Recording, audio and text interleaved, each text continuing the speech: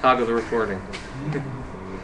All right, go ahead. So, man, that was exciting. Yeah. I think that you guys really outdid yourselves with some exciting stuff. Man, that was so geeky. So we've got one guy that one of the interesting things recently that I saw that I actually put on my personal blog, and I don't really blog about this kind of geeky stuff, but I thought it was a cool implementation of something that combined telephony world and the art world and stuff like that, and did some digging and come to find out the whole thing was done by a developer in Adhesion, and we thought it'd be cool if we had him come out and show us what he did and how he did it, and maybe some of the other cool things that he did. So from Montreal, we have Michel Valentin. Thanks very much. So what I'm going to be talking about today is social art on your phone. The two projects I did, the first one was The Good Conspiracy in 2009, and then the follow-on to that was the Montreal Block Jam in 2010. I'm not really a Bart Simpson fan, but I've always loved the quote, "I'm Bart Simpson, who the hell are you?" So I started solving problems with Asterisk in 2004. I started working with Ruby in about 2006, started my own company in 2008, and I started bending adhesion in about 2009. I call it bending adhesion because I'm not a hack, okay? I'm not. I've got business customers that come to me asking me to help them solve problems, and I use adhesion to come up with interesting ways of doing that. So, and these two projects are unique in that without them, I don't think they would have been possible. So, there we go. So the first one is The Good Conspiracy. The tag for it was Inspire, Conspire. It's a little bit new wavy, but that's the idea. To set the city awash in a wave of positive energy. The two ladies in charge of the project are very much they're marketing professionals. They work with big companies, and once a year, what they do is they spoil themselves rotten. And they do a project just because it's fun. And they decided that for the Biennale de Montréal, which is an art festival that runs every 2 years, they were going to do something neat, which was a social media project whose singular job was to make everyone else feel good.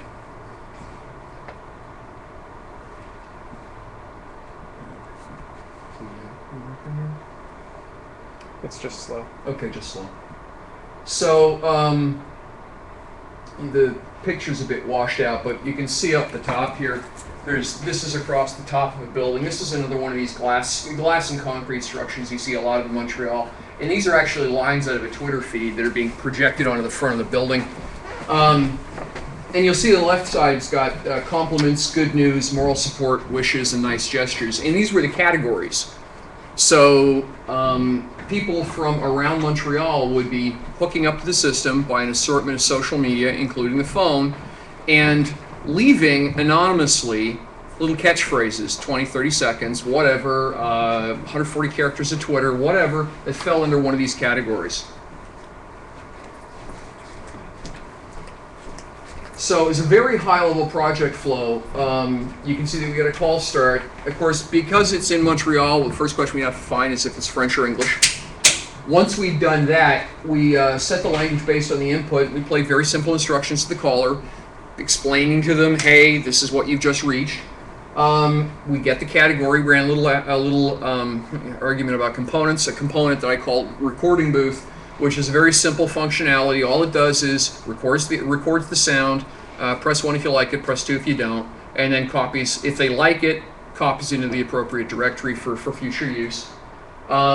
Thank the caller, explain them where they're going to be, basically give them their follow-up instructions, how they can live their 15 seconds of fame. And then they hang up, but the call keeps actually processing. And that was done with actually part of with a Ruby event an Adhesion event that triggered as post-call processing. One of the things that we did there was we basically did a blast out to the web server. So we would take the WAV file, MP3 it, resample it, publish it to the web server. And then from there, once it was in the web server, we'd immediately generate a Twitter push linking back to the file which had just been put up on the web server, and then we'd actually close out that adhesion call. So the reason I'm very high level at this is because I don't have the original charts and diagrams. That was all done under NDA, so I don't have that to share with you guys. But this is roughly what the flow was like, and the entire thing is instantiated by the actual call object. So the results, again, the picture's a little dark here. It looks much better in the real world, but that's a bunch of people standing out in the middle of a street during during part of the festival. They actually closed the street. So these are a bunch of people who are staring up at that wall, watching stuff from Twitter feeds and phone calls that have been transcribed by volunteers and everything flowing across the face of the building.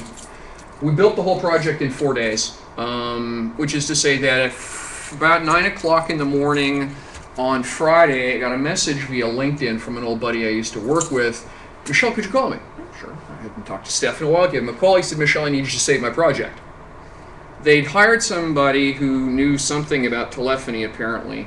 And it turns out what he really knew was how to be a Linux sysadmin, but it heard that Asterisk was really, really simple, and it ran on Linux, thus he could do that too.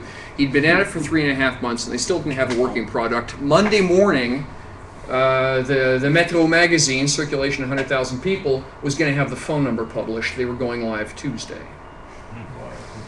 So we went live Tuesday, and it worked.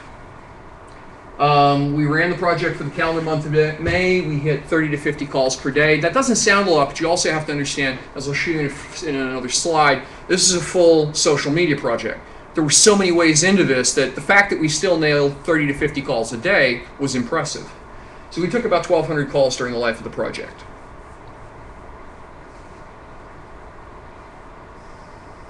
Wait for the slide here to catch up.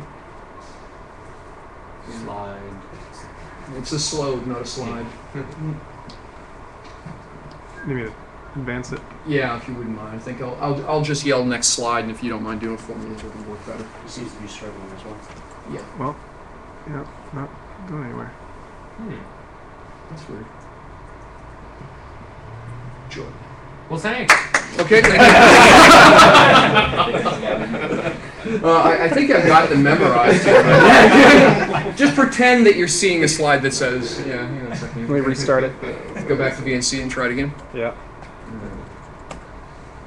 How are we doing this presentation? Through VNC? Yeah, because it turns out that there's a quirk, for some reason, even if we PDF it, that the graphics I've got on my slides don't show up as soon as we bring them over to the Mac.